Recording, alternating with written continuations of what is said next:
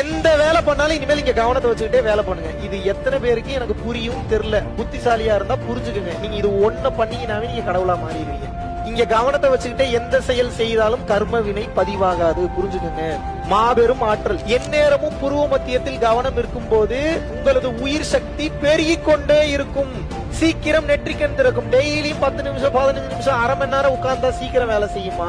வாழ்க்கையே பயிற்சியா மாத்திட்டீங்கன்னா சீக்கிரமா வேலை செய்யுமா? அதனாலதான் வாழ்க்கையே பயிற்சியா மாத்திர சொல்றேன். இனிமேல் எந்த வேலை பண்ணாலும் உங்களோட கவனம் எங்க இருக்கணும்? இங்க வச்சுக்கிட்டு எல்லா வேலையும் பண்ணுங்க. இது ஈஸி இல்ல, ஆரம்பத்துல கொஞ்சம் கஷ்டம். மறந்துடுவீங்க, போக்கஸ் அங்க போகாது, தலைவலிக்கு ஏகப்பட்ட பிரச்சனை வரும். இருந்தாலும் மீண்டும் மீண்டும் அது எனக்கு வேணும் நீங்க செய்யும் போது அது உங்களுக்கு அந்த சுகமான உணர்வையும் குண்டலினி மேலேறுவதையும் அது மட்டும் இல்லாமல் வாழ்க்கையில் பல உயர்வையும் நீங்கள் நிச்சயமாக சொன்னது புரிஞ்சுதா? இனிமேல் நின்னாலும் நடந்தாலும் சாப்பிட்டாலும் சமைச்சாலும் குளிச்சாலும் பேசினாலும் பாட்டு பாடினாலும் even while you have sex you should have your focus here.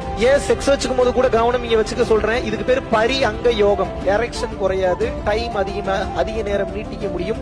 உங்கள் மனைவியை உங்களால் சந்தோஷமாக வைத்துக் கொள்ள முடியும். இதெல்லாம் தாண்டி இங்க கவனத்தை வச்சுக்கிட்டு செக்ஸ் வச்சுக்கும் போது இவ்வளவுதான செக்ஸ்ன்னு சொல்லி அதுல ஒரு நிறைவுக்கு வந்துருக்கு. நீங்க இங்க கவனம் வச்சுக்காம செக்ஸ் வச்சுக்கிட்டீங்கன்னா அந்த ஆசை அதிகமாகி கொண்டேதான் போகும், குறையாது. மைண்ட்ல வச்சுட்டு எவ்வளவுக்கு எவ்வளவு புருவ மத்தியத்துல கவனத்தை வச்சுட்டு உங்களோட எல்லா வேலையும் பண்றீங்களோ அவ்வளவுக்கு அவ்வளவு இந்த பிரபஞ்சத்தில் உள்ள அனைத்து ரகசியங்களும்